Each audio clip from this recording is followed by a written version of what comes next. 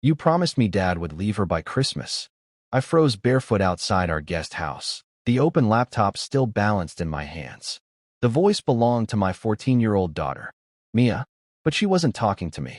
She was arguing with the woman my husband had introduced to me as his cousin. Then the woman answered, "Keep your voice down. Rachel still thinks I'm his cousin. My name is Rachel, and my husband had been lying to me for 12 years. I should have opened that door. I should have demanded answers. Instead, I stood there, gripping the laptop, listening.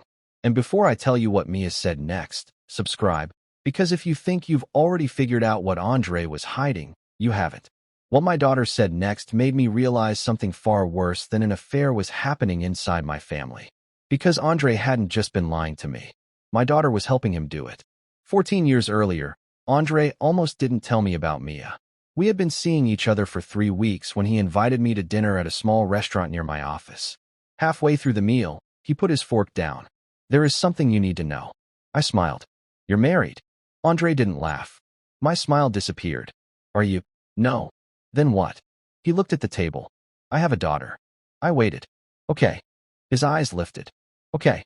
"Andre, you said daughter. You didn't say secret family." Something changed in his face then. Relief, maybe. He told me her name was Mia. She was 2 years old. Then he told me her mother was dead. She died not long after Mia was born. I reached across the table and touched his hand. "I'm sorry."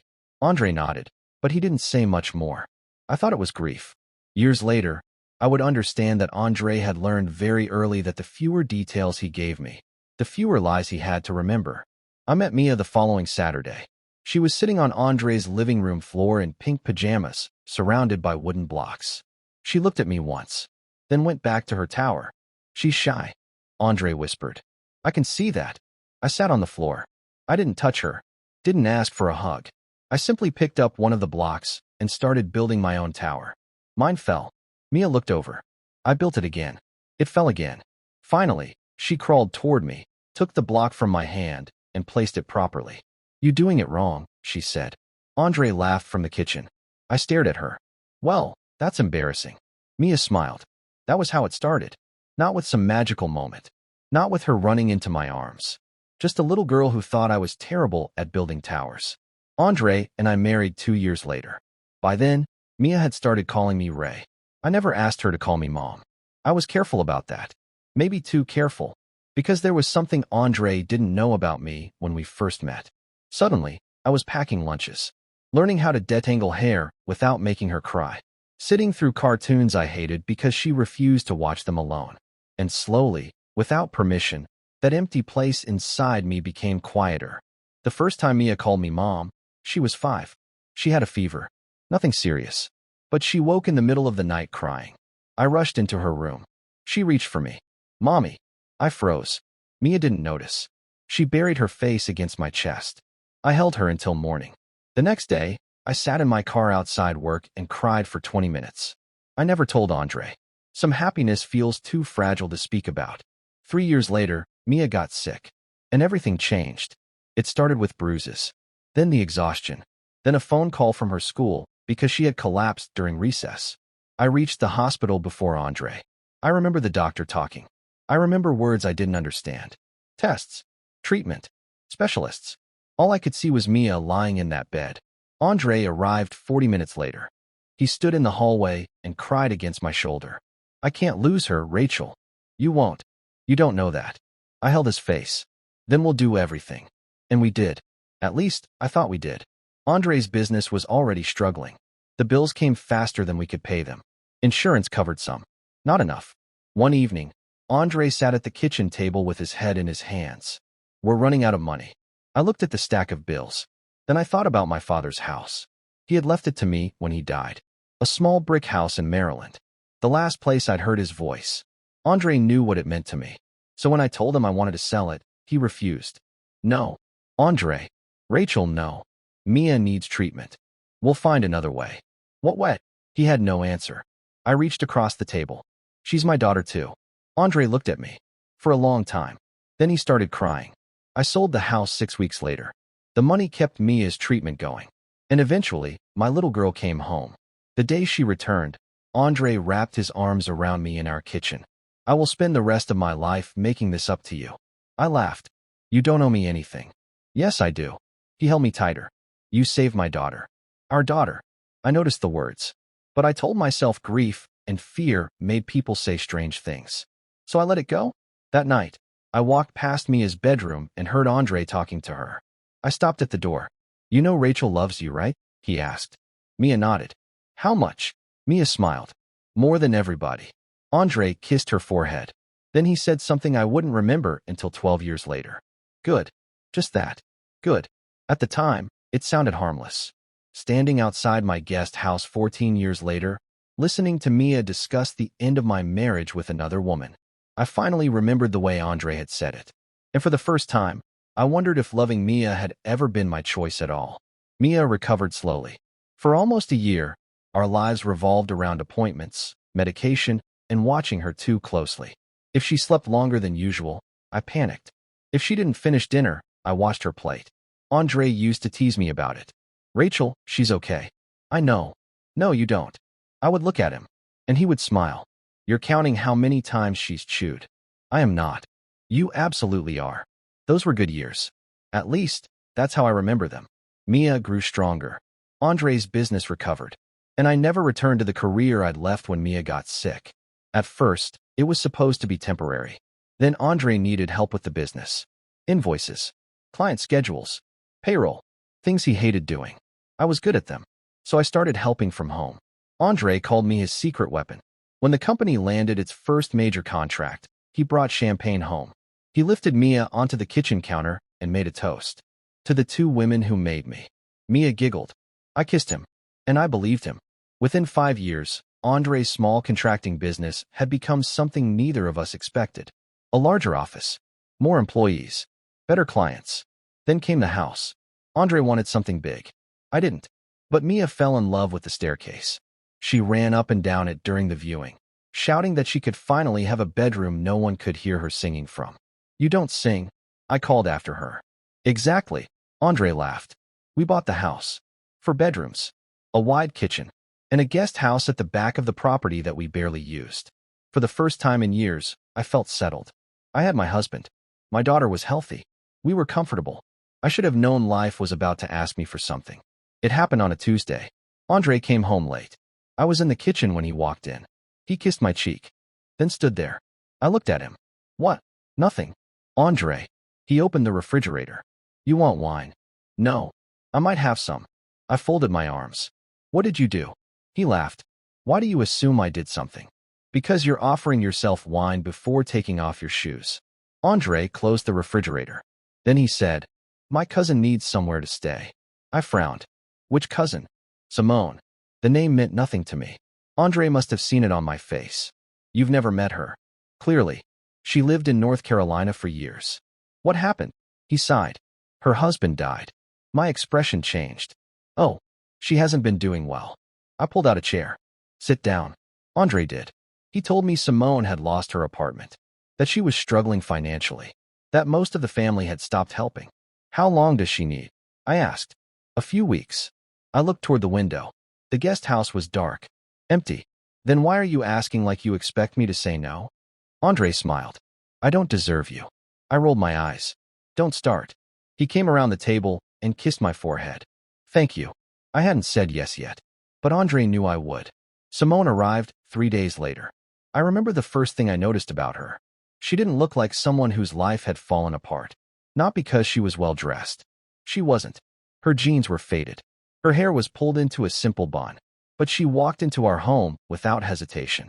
No nervousness. No discomfort.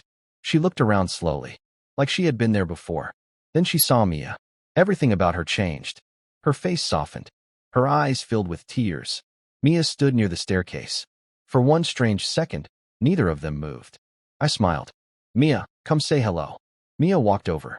This is your dad's cousin, Simone. Simone stared at her. You're beautiful. Mia looked uncomfortable. Thank you. Simone laughed softly. You look just like. She stopped. Andre cleared his throat. Simone looked at him. Then back at Mia. Your father. I didn't think anything of it. Why would I? I showed Simone the guest house. Fresh sheets. Clean towels. A few groceries I'd bought that morning. She stood in the middle of the small living room and covered her mouth. You did all this for me. It's nothing. No. She looked at me. It's not. Then Simone hugged me. I hugged her back. Over her shoulder, I saw Andre standing in the doorway, watching us. He looked away when our eyes met. That night, Simone joined us for dinner. Mia barely spoke. I assumed she was tired. But when Simone excused herself to use the bathroom, Mia suddenly looked at Andre. She's staying here? Andre put down his fork. For a little while. How long? Mia. I'm just asking. I touched her arm. Her husband died, sweetheart. Mia looked at me. Something moved across her face. Guilt. At least, that's what I thought it was. Sorry, she whispered. Later that night, I woke and found Andre's side of the bed empty. I checked the bathroom. Dark. I walked downstairs. The kitchen was empty. Then I noticed the light outside.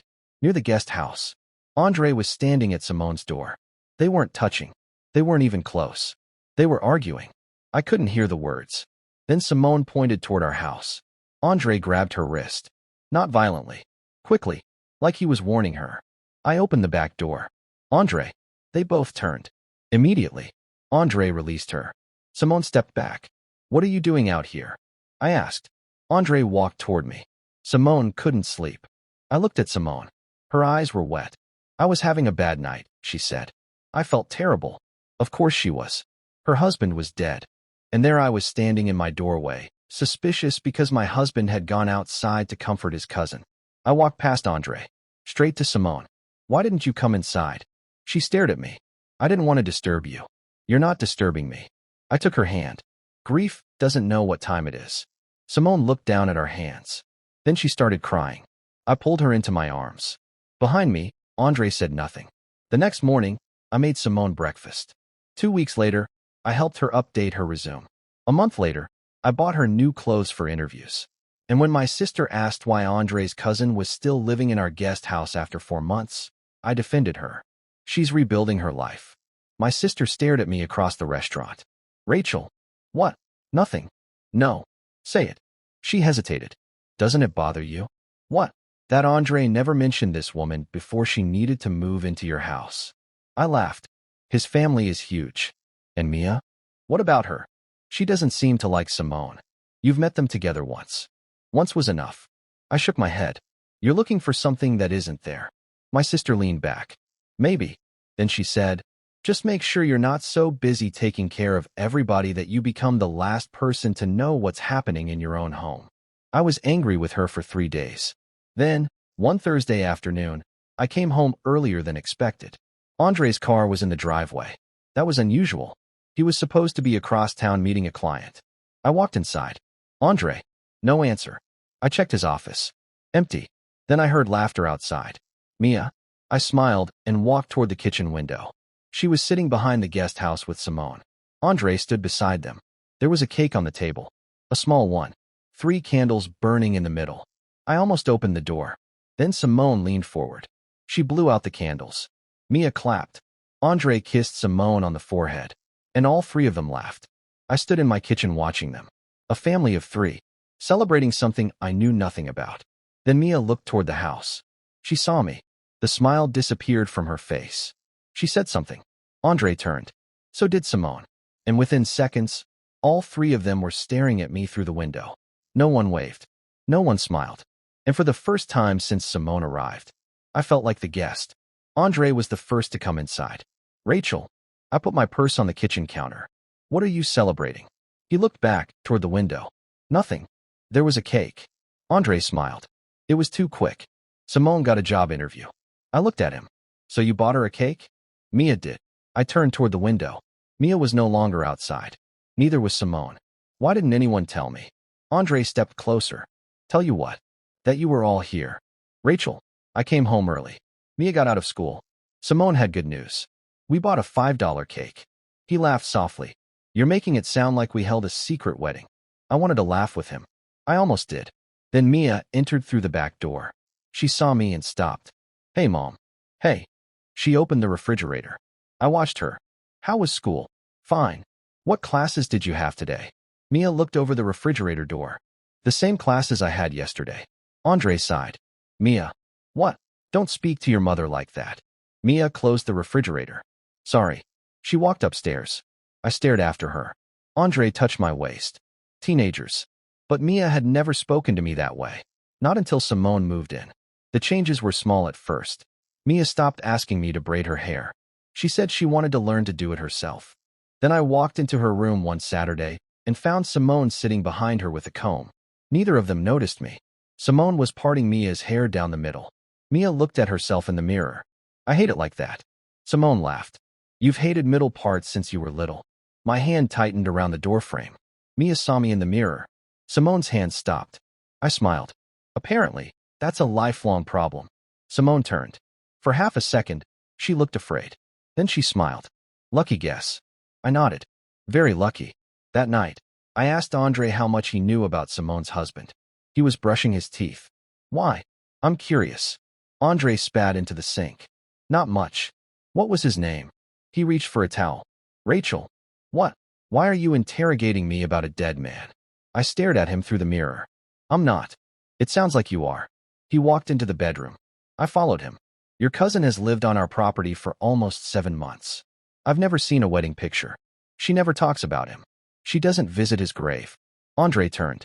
People grieve differently. The words embarrassed me, because I'd said almost the same thing to my sister. Of course.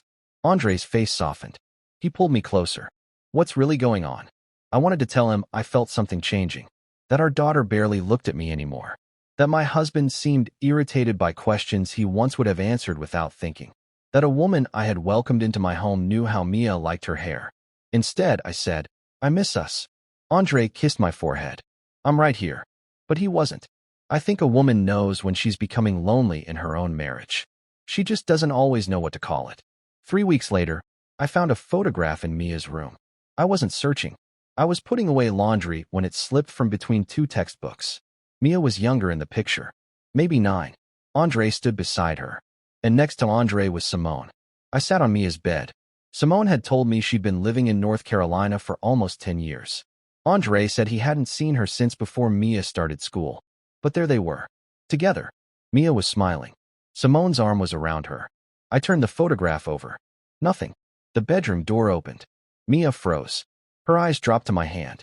Where did you get that? It fell. She crossed the room and snatched it from me. Mia, don't go through my things. I wasn't. You're holding my picture. I stood. Your father said you hadn't seen Simone in years. Mia looked toward the hallway. It was quick, but I saw it. Fear. Maybe he forgot. Forgot what? I don't know. Mia. She pushed the photograph into her drawer. Can you leave? I stared at her. This is my house. The moment the words left my mouth, I regretted them. Mia's face changed. She looked at me with an expression I had never seen before. Then she said quietly, for now. I felt something cold move through me. What did you say? Mia blinked. I said fine. No, you didn't. She grabbed her phone. I'm going to Simone's. I blocked the door. No. Move. Mia, what did you mean? Nothing. Look at me. She wouldn't. I reached for her arm. Mia pulled away. Stop acting like you're my real mother. Silence. Mia covered her mouth. I stopped breathing. She looked at me. For 1 second, she was 5 again. Terrified. Mom. I stepped back. Mia started crying. I didn't mean it. I nodded. Because if I opened my mouth, I knew I would cry too. It's okay. No, it's not. You're angry. Mom, please. I said it's okay. I left her room. Andre came home 2 hours later. He already knew. Mia had called him. He found me sitting in the kitchen. She feels terrible. I stared at the table. She should. Rachel. I raised her. I know. I sold my father's house for her. I know. I left my job. Andre sat beside me. No one is taking that away from you. I looked at him. It was a strange thing to say. Not she loves you. Not you are her mother. No one is taking that away from you. Why would anyone take it away from me? Andre stared at me. Then his phone rang. He looked at the screen. Declined the call. Who was it? Work. His phone rang again. This time, I saw the name. Simone. Andre stood. I need to deal with this. Why? He stopped. Why what? Why does Simone call you every time something happens with Mia? Andre didn't answer immediately. And suddenly, I was tired. Tired of questions. Tired of watching people's faces before they answered me. Tired of feeling foolish in my own home. Go, I said. Andre left the kitchen. That night, he slept beside me. I stayed awake. At 1:17 a.m., his phone lit up. At 1:24, Andre got out of bed. I heard the bedroom door close. I waited 5 minutes. Then I followed him. He wasn't downstairs. I looked through the kitchen window. The guest house light was on. Andre was inside. I stood there for a long time. Then I went back upstairs. Not because I trusted him. Because I was afraid of what would happen if I stopped. 2 months passed. And I became very good at pretending. Until the night Mia left her school laptop on the dining table. I picked it up. Started toward the stairs. Then I heard her voice coming from the guest house. You promised me he'd leave her by Christmas. I stopped. Simone answered. Keep your voice down. I moved closer to the door. Then she said my name. Rachel still thinks I'm his cousin. And suddenly, every strange moment of the last 11 months stood up at once. I should have opened the door. That is what I told myself later. I should have walked in, looked Andre's cousin in the face, and demanded an explanation. But I didn't. Because something inside me already knew I wouldn't survive the first answer. So I stood there, barefoot, listening. Mia spoke first. You said we were going to be a real family. We will be. When your father is ready. He keeps saying that. Simone sighed. Mia, this is complicated. No, it's not. He loves you. My fingers went cold. Simone didn't answer. She didn't need to. Mia continued. You love him. I'm your daughter. Why is she still here? My daughter. The laptop slipped slightly in my hands. I caught it before it fell. Inside the guest house, Simone lowered her voice. You need to stop talking like this. Why? Because Rachel has done a lot for you. Mia laughed. It was a small, bitter sound. So you should be grateful. I am grateful. You don't sound grateful. What do you want me to do? Keep pretending forever. My knees weakened. Simone said something I couldn't hear. I moved closer. Then Mia spoke again. I was 9 when Dad told me. I stopped breathing. 9. The photograph. Andre. Simone. Mia smiling between them. I pressed my hand against the wall. Told you what? Simone asked. That you were alive. There are moments when I stared at the guest house door. Alive. I thought about Andre sitting across from me in that little restaurant 14 years earlier. Her mother died not long after she was born. I thought about Mia at 5 years old, burning with fever, reaching for me. Mommy. I thought about selling my father's house. She's my daughter too. Then Andre's voice came from inside the guest house. You two need to stop. I almost screamed. He was there. My husband was in the room. Mia said, I didn't know you were coming. Clearly. Simone sounded irritated. She has questions, Andre. She always has questions. Because you keep changing the plan. What plan? Mia asked. Silence. Andre spoke carefully. Go back to the house. No. Mia. You said after my birthday. Mia, go. Then Christmas. Enough. Now you're saying next year. Andre's voice hardened. Go home. Home. He called it home. The house I had helped build. The house where I had spent 12 years raising his daughter. Home. Mia opened the door. I barely had time to move. There was a narrow space beside the guest house where Andre kept gardening equipment. I stepped into the darkness. Mia walked past me. She was crying. I could have reached out. I didn't. I watched her disappear into the house. Then Andre spoke. What are you doing? Simone laughed. What am I doing? You're filling her head with things. She's 14, Andre. She can see. She sees what you show her. And Rachel? My heart slammed against my ribs. What about Rachel? How much longer are you going to keep sleeping beside a woman you don't love? I closed my eyes. Andre was quiet. I waited. One word. That was all I needed. Tell her she's wrong. Tell her you love your wife. Tell her anything. Andre sighed. This was never supposed to take this long. I covered my mouth. Simone's voice softened. We lost 12 years. No. You left. And I came back. After Rachel had already. He stopped. Already what? Andre didn't answer. Simone did. Paid for everything? The silence that followed was worse than a confession. I leaned against the wall. Simone continued. You needed her then. I understood. Keep your voice down. Mia was sick. Your business was failing. Rachel had money. She didn't have money. She had that house. My father's house. I felt my stomach turn. You told me she offered to sell it, Simone said. She did. Because you made sure she believed Mia had nobody else. Andre's voice changed. Don't do that. Do what? Tell the truth. You left your daughter. I was 22. And I was 24. I was scared. So was I. And Rachel wasn't. Silence. I pressed my forehead against the cold wall. For 12 years. I had told myself Andre tried to stop me from selling my father's house.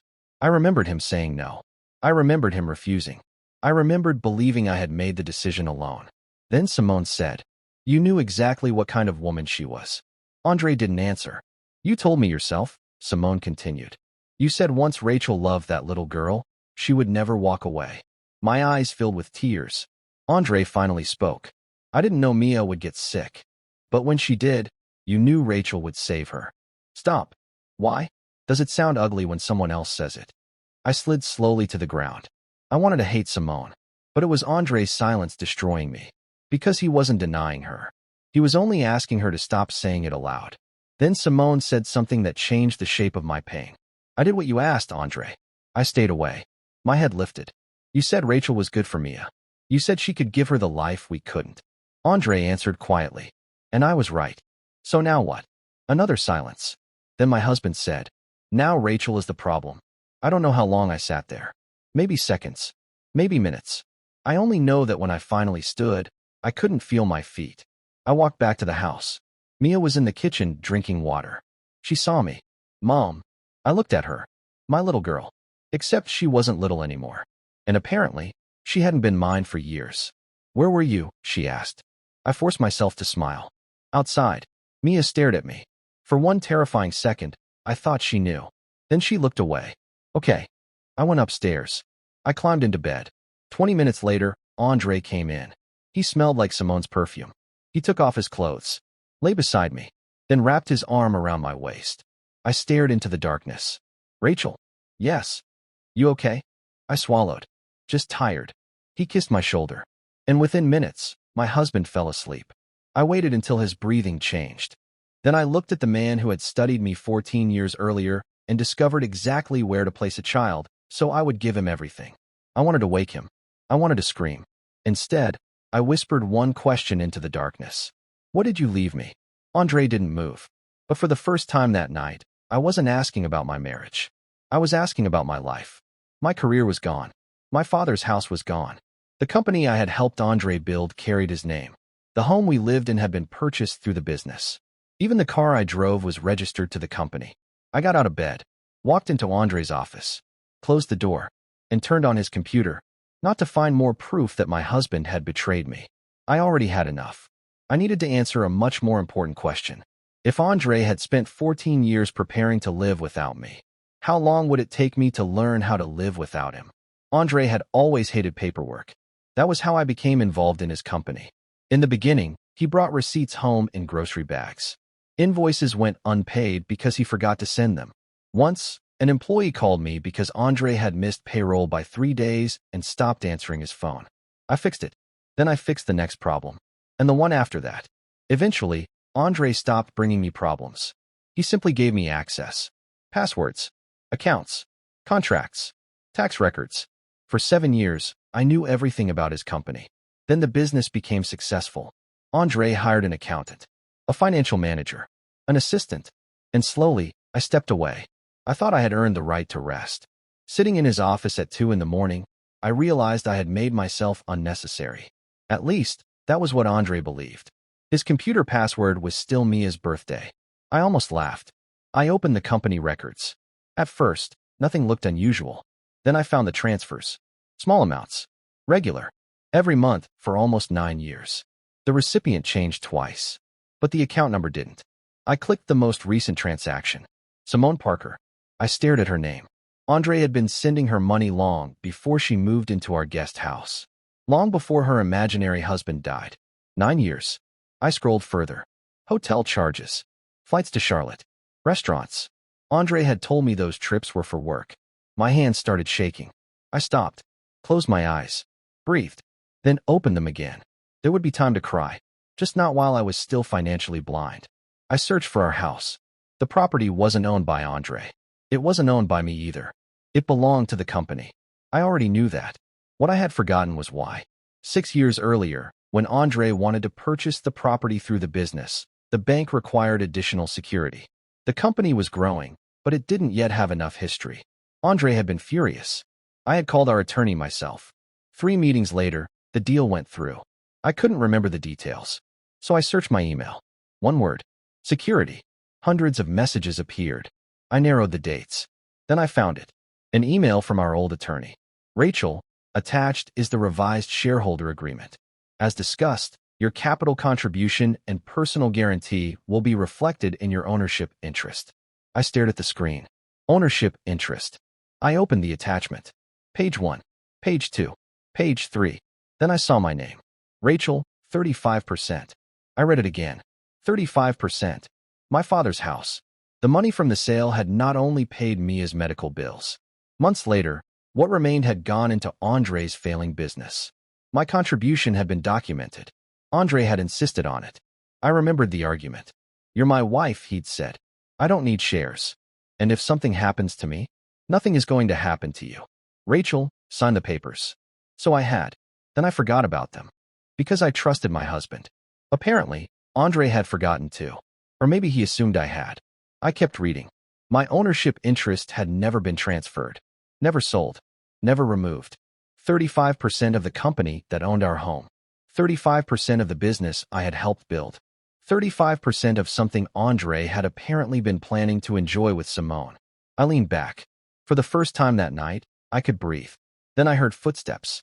I closed the document. The office door opened. Andre stood there. What are you doing? My heart slammed against my chest. I looked at the clock. 2:43 a.m. Couldn't sleep. Andre's eyes moved to the computer. So you came in here? I was looking for Mia's old medical records. Why? The question came too quickly. I shrugged. Her school sent a health form. At 2 in the morning? I smiled. You know me. Andre didn't smile back. He walked toward the desk.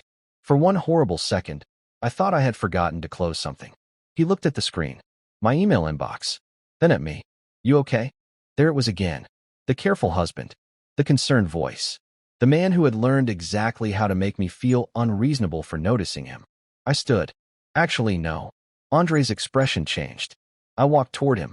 I think Mia hates me. His shoulders relaxed. So slightly I might have missed it before. But I wasn't the same woman who had gone to bed 3 hours earlier. Andre pulled me into his arms. She doesn't hate you. I let him hold me. She told me I'm not her real mother. She was angry. What if she meant it? Andre sighed. Rachel. I started crying. The tears were real. I didn't have to fake those. I gave up everything for this family. Andre held me tighter. I know. And lately, I feel like I'm losing both of you. You're not losing me. I closed my eyes. My husband was lying against my hair. I love you, he whispered. My stomach turned. But I wrapped my arms around him. Because Simone had been right about one thing. Andre knew exactly what kind of woman I was. He knew I loved deeply, forgave quickly, asked questions, then apologized for asking them. So that was the woman I gave him. For the next 11 days, I behaved exactly like Rachel. I made Andre's coffee, reminded Mia about school, took Simone to an interview because her car wouldn't start. I even sat in the parking lot while she went inside. When she returned, she was smiling. I think I got it. I hugged her. I'm proud of you. Simone looked at me strangely. Sometimes I wonder if guilt tried to save her. If there were moments when she looked at me and thought about telling the truth. If there were, she ignored them. So did I? The next morning, I met with an attorney. Not the company's attorney. My own. Her name was Helen Ward. She read the shareholder agreement twice. Then looked at me. Does your husband know you're here? No. Does he know you still own 35% of the company? I don't know. Helen removed her glasses. Mrs. Carter, people don't usually forget who owns a third of their business. I stared at her. Then why is he moving things out of my name? Her expression sharpened. What things? I told her everything. Not the affair. Not Simone. Just the sentence I had heard. When your father finishes moving everything out of her name. Helen asked for 48 hours. She called me the next afternoon. Rachel, I need you to come in. My hands went cold. Did you find something? Yes. What? She was silent for a moment. Then she said, your husband has been trying to sell the company. I sat down. What? The discussion started 6 months ago. 6 months. Simone had been living in my guest house for 11. Can he sell it without me? No. I closed my eyes. For the first time, Andre's delay made sense. Christmas. Mia's birthday. Next year. He wasn't struggling to leave me. He was waiting. For what? I asked. Helen hesitated. Your signature. I opened my eyes. I haven't signed anything. I know. Then he can't sell. Not legally. The way she said it made my stomach tighten. Helen. She turned her laptop toward me. There was a document on the screen. My name appeared at the bottom. A signature sat above it. It looked like mine. Almost. Helen pointed at the date. 3 weeks earlier. The same week Andre had taken me to dinner for our anniversary. The same night he gave me a stack of insurance documents and asked me to sign them before we left because his assistant was chasing him. I remembered laughing. Signing where the yellow tabs were. Not reading. Because my husband was standing beside me. Helen looked at me. Rachel, did you sign this? I stared at the signature. Then I remembered Andre kissing my cheek that night. Just sign, baby. We're already late. No. My voice barely came out. I signed something. I looked at Helen. But I didn't sign that. And suddenly, I understood. Andre wasn't planning to leave me by Christmas. He was planning to make sure that when he did, there would be nothing left for me to fight. Can he do this? Helen looked at the document again. He can try. That isn't what I asked. No, Rachel. He cannot legally sell your ownership without your consent. But he has my signature. He has a signature. I understood the difference. Helen leaned forward.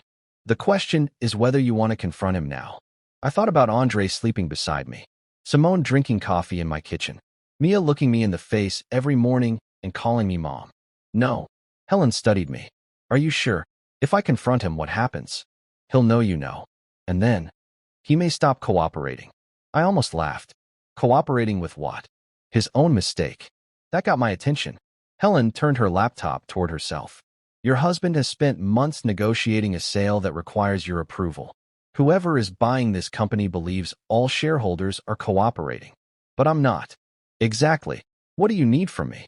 Helen smiled slightly. Nothing. I frowned. For now, Rachel, do absolutely nothing. So I went home. Simone was in my kitchen. She had made dinner. That had never happened before. Oh, she said when I walked in. You're back. I put my purse down. Were you expecting someone else? Her face changed. Just slightly. Then she laughed. No. I looked at the stove. What are you cooking? Andre likes my chicken. The words sat between us. Simone heard them too. She reached for a spoon. I mean, he said he liked it when we were younger. Family gatherings. Of course. I smiled. Smells good.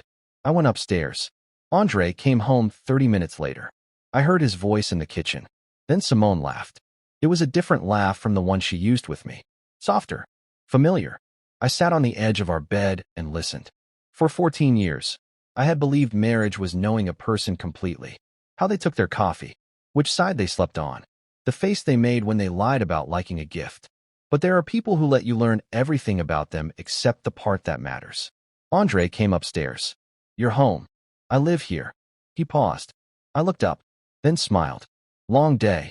Andre relaxed. He loosened his tie. Simone made dinner. I saw. She got the job. That's wonderful. I stood and kissed his cheek. Andre watched me walk toward the bathroom. Rachel. Yes. My attorney is sending some documents tomorrow. My hand stopped on the door. What documents? Business restructuring. I turned. Do I need to read them? Andre smiled. No. Nothing complicated. There it was. So easy. So practiced. Okay. I walked into the bathroom and closed the door. My hands were shaking. Not because I was afraid. Because I finally understood how many times Andre must have done this. Placed papers in front of me. Pointed to a line. Smiled. And watched me trust him. The documents arrived the next afternoon. Andre printed them himself. He placed yellow tabs beside 3 signature lines. I almost admired the consistency. We sat at the kitchen table. Mia was upstairs. Simone was in the guest house. Andre pushed a pen toward me. Here. I picked it up. Then stopped. Andre's eyes lifted. What? I don't know. His body stiffened. I turned the first page. This is a lot. Rachel. What? You've signed company documents before. I know. So. I looked at him. Then smiled. I'm messing with you. Andre laughed. But it came a second too late. I lowered the pen. Signed the first page. Then the second. Andre watched my hand. On the third page, I paused again. Where are we going for Christmas? What? Christmas? Andre stared at me. I don't know. Maybe somewhere warm. Sure. Mia would love that. His jaw tightened. I signed. Andre collected the papers immediately. He kissed my forehead. Thank you. I smiled. You're welcome. He left the house 20 minutes later. I waited until his car disappeared. Then I called Helen. He has them. Good. What happens now? Now we see what he does with 3 pages that don't legally authorize anything. I looked at the pen still sitting on the table. Helen had prepared the documents herself. Identical at first glance. Meaningless where it mattered. Andre had been so focused on my signature, he hadn't read what he gave me. The irony almost hurt. For 2 days, nothing happened. On the 3rd morning, Andre left before sunrise. At noon, Helen called. He submitted them. My heart started beating faster. And the buyer's attorney contacted me. Why you? Because yesterday, I formally registered as counsel representing your shareholder interest. I closed my eyes. Andre knew. Has he called? Not yet. My phone rang. Andre. Helen heard it. Rachel. Yes. Remember, you haven't accused him of anything. The phone kept ringing. What do I say? Helen's voice was calm. The truth. I answered. Hey, baby. Silence. Then Andre said, Where are you? At home. Is Simone there? I looked through the kitchen window. The guest house curtains were open. No. Another silence. Rachel. Yes. Did you hire an attorney? I sat down. Why? Answer me. His voice was different. The careful husband was gone. I spoke to someone. About my company? I smiled. Our company. But I didn't correct him. I had questions. What questions? About the papers you asked me to sign. Andre stopped breathing. I heard it. Then he said, I'll be home in 20 minutes. The call ended. Andre walked into the kitchen. What did Helen Ward tell you? Rachel. Sit down. His jaw tightened. Don't tell me to sit down. For 14 years, Andre had never raised his voice at me. Maybe because until now, I had never stood between him and something he wanted. I held his gaze. How do you know Helen Ward's name? His expression flickered. Only for a second. But I saw it. I slowly stood. Andre, how do you know my attorney? The silence between us became deafening. Then the back door opened. Mia stepped inside. Simone followed. The moment they saw us, they stopped. I tried not to keep my gaze at Mia, else I would lose the courage to ask the questions that mattered. I turned to Simone. Are you Mia's mother? She closed her eyes. Yes. 14 years of my life collapsed into it. I nodded slowly. So my husband buried a living woman. I looked at Andre. Why? Mia was too, he said quietly. Simone disappeared. I didn't know if she'd come back. So you decided she was dead. I made a mistake. I pointed at Simone. You buried a living woman inside my head. I looked back at Andre. How long? Before he answered, Simone did. We've been in contact for 9 years. And the affair? On and off. For 9 years. She nodded. I tightened my grip on the chair. I know about the money. For the first time, real fear crossed Andre's face. Mia frowned. What money? Neither of us answered. Instead, I asked, when did Mia learn the truth? I told her when she was 9, Andre admitted. The photograph. Everything finally made sense. Mia looked at me, confused. Dad said you already knew. He said you didn't want me seeing Simone because you'd be jealous. Different lies. I looked at Andre. You lied to both of us. My heart broke. Mia had been carrying an adult's burden since she was 9. I turned back to Simone. What else don't I know? Andre immediately said, don't. She ignored him. I met Andre again a month after you started dating. My stomach tightened. He told me you'd met someone kind, that you had a good career, that you own a house. My father's house. Then she looked directly at me. And he told me you couldn't have children. The room seemed to disappear. Only Andre knew that. I'd trusted him with that secret weeks after we met. What exactly did you tell her? I whispered. Before he could answer, Simone did. He said you wanted a child badly enough to love one that wasn't yours. Silence. Every sacrifice, every hospital visit, every bedtime story suddenly looked different. Not because my love had changed, because I finally understood how he'd chosen me. I looked at Mia. She was 14, but I still saw the little girl who built wooden towers. You lied to both of us. Andre said nothing. Mia stepped toward me. Mom. I instinctively stepped back. She froze.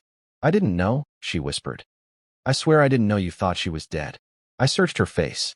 Not for proof. For my little girl. She was still there. I opened my arms. She ran into them. I'm sorry. I know. I never wanted to hurt you. I know. I held her tightly. Then I looked at Andre. Finally, I understood his greatest mistake. He believed loving Mia made me weak. He was wrong. It was the strongest thing about me.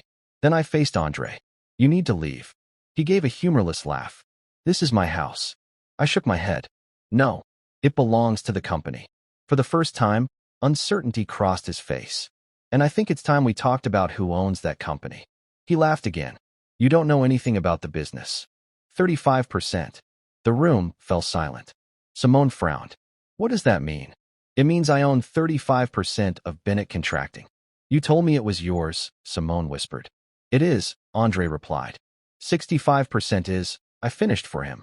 The other 35 belongs to me. Andre stared at me. You went through my computer. Our computer. My office. Our house. My company. Our company. I let the silence settle. Then I said the words that finally broke him. The sale is dead. His face drained of color. You can't do that. I already did. That company is my life's work. I nodded. And what was I? He opened his mouth. Nothing came out. For the first time in 14 years. Andre had no lie left. He turned, walked out, and slammed the front door behind him. The house fell silent. Simone picked up her bag. I should go. Yes. She hesitated. I'm sorry. Were you sorry before today? She couldn't answer. I loved him. So did I. I believed everything he told me. I know. Then she left. For the first time in years. The house felt like mine again. Andre didn't come home that night. Mia slept in my bed for the first time in years. Around 3 in the morning, she whispered, Are you going to leave me? I turned toward her. Why would you ask me that? Because I'm his daughter. You're also mine. She broke down. I held her close. I love you, Mia. But I'm also angry. Both things can be true. She nodded. That wasn't forgiveness. It was the beginning. Andre returned 2 days later with an attorney. I had Helen. This time, I read every document before signing. The attempted company sale was stopped, and the paper Andre had hidden among the insurance forms became the center of our negotiations. 3 months later, we settled. Andre kept the company, but he bought my 35% share for more money than I'd ever held in my life. He kept the house. I took my equity. I wanted neither the walls nor the memories. When the final papers were placed before me, Andre looked across the table. Was any of it real? I met his eyes. I think you loved me. I just think you loved what I did for you more. Then I signed. 6 months later, Mia moved into my new home. Smaller, quieter, no guest house. Andre fought for custody until Mia, now 15, told the court she wanted to live with me while still having her father in her life. Simone and Andre tried to build a relationship. It lasted for months. Mia and I started counseling. Some days were painful. Some days we barely spoke. But neither of us walked away. One evening, she placed a small red wooden block on the kitchen counter. The first day we met, she said with a smile. I picked it up and laughed. You told me I was building it wrong. You were. Then she hugged me. Mom, do you regret it? I looked at the little block in my hand. For years, I believed sacrifice proved love. Andre taught me how easily the wrong person could use that belief. But Mia taught me something even greater. Being used didn't make my love worthless. It proved my love had always been real. No, I whispered. I don't regret loving you. She held me tighter. Only then did I understand why Andre had truly lost. He thought the most valuable thing I ever gave him was my father's house. Then my money. Then my work. He was wrong. It was me. Andre kept his company. Simone got the man she had waited years for and discovered he wasn't worth the wait. Mia learned that motherhood isn't defined by biology. And I got something worth more than everything I had lost. I got myself back.